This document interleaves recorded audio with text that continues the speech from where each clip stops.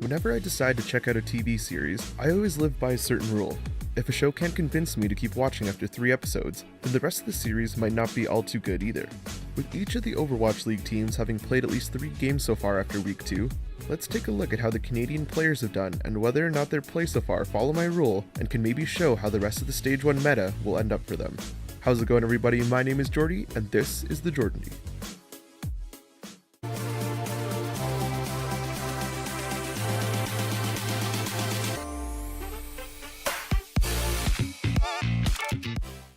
In their second and third games in their inaugural season, the Titans were tested for the very first time. In their game against the Dragons in week 1, the team was able to outcoach Shanghai and even outplay them as a whole while they tried to disrupt. Unfortunately, Bumper and the Titans seem to have been a tad bit over their heads after predicting another 4-0 victory.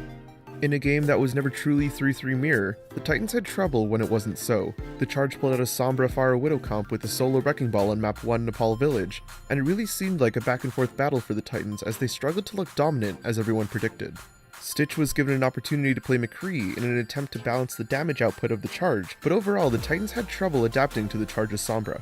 In overtime of map 4 Route 66, the Charge played a quad DPS strat for their first point attack, and it was enough to force a map 5. For the entire game, the Titans had trouble when it wasn't goats on both sides, and I honestly think the Charge's last attack on Route 66 showed how much they underestimated the team.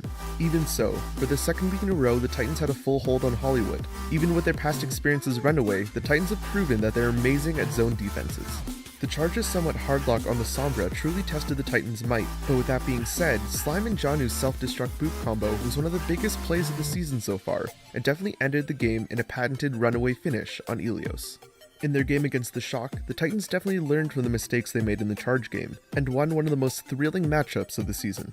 When San Fran decided to go off meta and put Striker on Widow, the Titans immediately shut down the pick potential with a Winston and Haemond strat. Even with that, their third tank on the 3-3, Seomin Su, continues to jump on his grabs and produce full value on them even if there's no combo available.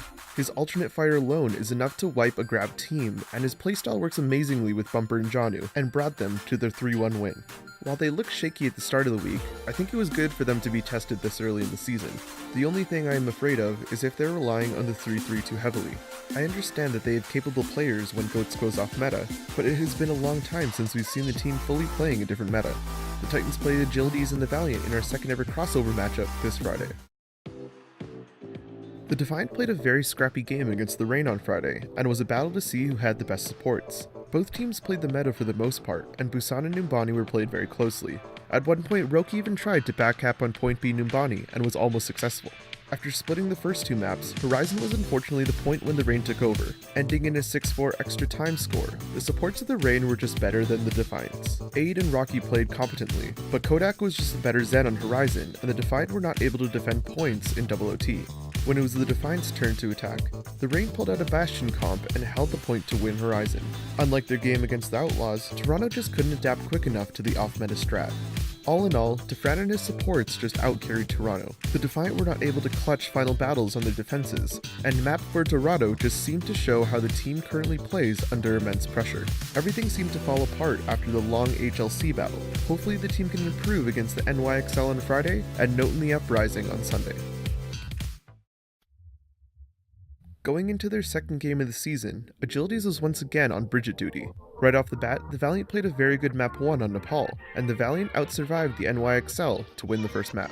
Unfortunately, Agilities is still prone to being the first death in teamfights won on Brig, and its impact shows on the Valiant's record this season. But even with saying that, the Valiant could have a better record, but with mirror goats, games just end up being a toss-up, and TPS players like Agilities aren't given the opportunity to make game-changing plays. Agilities did, however, hit a couple clutch whip shots on their full hold on Volskaya. He seems to be getting better and better on the Brig roll as the season rolls on. Speaking of rolling, he also had an opportunity to play Wrecking Ball in Desperation on map 4 Rialto, but currently, the team is struggling to find a groove within the 3-3 comp as a whole.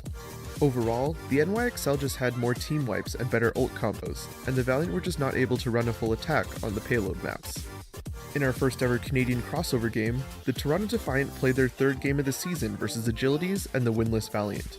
In another scrapfest, this game was very much an Envy versus Space Diva battle in Envy's very first game against his old team. The Valiant played better on the payload versus how they played against the XL, but then Envy pulled out a Sombra on the Defiance Hollywood attack. The disrupt was just enough to give them 3 points on their attack, even if the map ended in being just a draw. Both teams were also given an opportunity to play off meta on Horizon. Karud got to play Reaper on Valiant's Horizon attack, which worked, but what was even better was that we got to see Agilities play Pharah an extra time versus Defiance Bastion comp. It was nice to see something other than 3-3 mirror, even if Agilities didn't get a huge barrage. In the end, the Defiant pulled out a Tracer Sombra disrupt in overtime, and it was enough to stop the Valiant. I don't think the Valiant's 0-3 record truly reflect how they have played. They could easily be 2-1 or 3-0. Overwatch is just a game of inches currently with a 3-3 meta. They played 3 maps with the first 2 going to map 5, and the game against the Defiant went 2 maps to 1. Even so, I think the Defiant deserved this win. Ivy played an insane Zarya, which is a big factor in their win. It's just disappointing that Agilities can't get an extensive opportunity on Genji or Pharah to make big plays. In the second week in a row, Raucus and Boink continued to play the support roles on Goats comp, even if the Outlaws Goats game is hard to gauge currently. After the entertaining games we got from main tank Fusions on the main stage, due to his contract, Fusions is not able to play another game in stage 1 until the Uprising can renegotiate a one-way contract with him. As of recording this, it seems like Fusions may be back for week 3, but in week 2, Note and the Uprising were unable to adapt to a different playstyle mere moments after being told Fusions couldn't play. Because of this, Axiom had to fill in last minute, and it unfortunately showed. Note and the Uprising never really looked like themselves throughout the entire match, and with Fusions changing their identity drastically, his absence showed how much of an impact he is. As the match went on, Shanghai looked stronger and stronger as they inched closer to the win in Gamsu's first game against his old team. I don't think this game reflects Note's or the Uprising's play overall. They fought hard but were doomed from the start, and I'm excited to see Fusions back in action so that we can see the team at full strength again. That is not to take anything from the Dragons' win, as every player in the Overwatch League is top tier, and Shanghai brought their A-game to end their 42-game losing streak. Congrats to the Dragons for getting their first win in the OWL, very well deserved.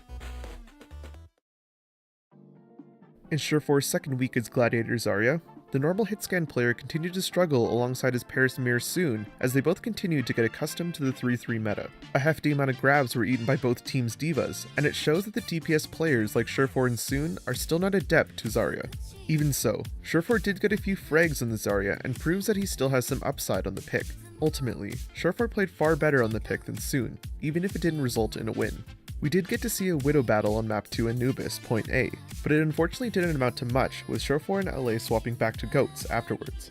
While being close, this game proved that Paris is one of the top 3-3 teams, but on top of that, their ability to change their comp on the fly, like their Sombra Pharah Tracer change, shows their utilization of those changes, unlike teams like LA who stick strictly to Goats. Surefour keeps getting better on the Zarya, but it's obvious that he's longing for the day when Goats is off meta. He could potentially play a great Sombra against the Goats meta, as it seems like that's working for other teams, but it looks like the Gladiators have a game plan and are sticking to it. And that's everything for Session 2. If you enjoyed what you've seen here today, feel free to leave a like and subscribe for more like this, and let me know what else you'd like to see me cover in terms of Canadian Overwatch down in the comments. You can also follow me on Twitter at JRDNGRCA if you'd like to see more from me. As always, my name is Jordy, and this was the JORDANDY. I'll see you when I see ya.